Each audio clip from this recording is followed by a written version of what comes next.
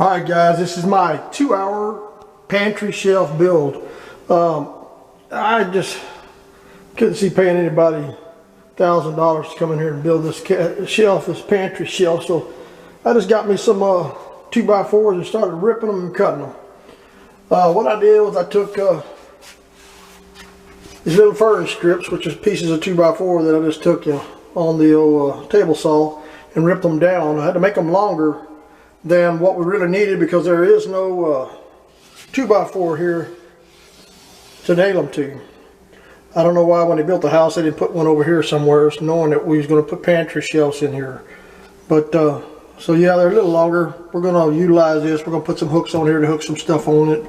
Our wife got ideas. Let her figure it out, right? Yes. But now we took the little strips, and they are let me get a measurement here.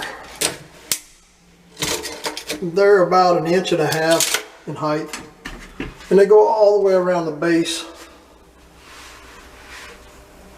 all the way inside the pantry. Now we just use those screws, actually drywall screws, put them into the wall, and then I used for the actual shelves themselves, I just got 1x12s and just trimmed them down to the side I need. Of course, I went over here and ran, the length from here to this wall, and then I cut another one to go from here over to this wall.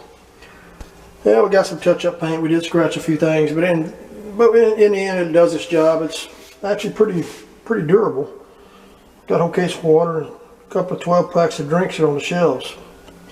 In the end, what I did to cover the front of them up, because I used the Craig's tool, created some holes in here in each one of these, and actually toenailed them into this other board.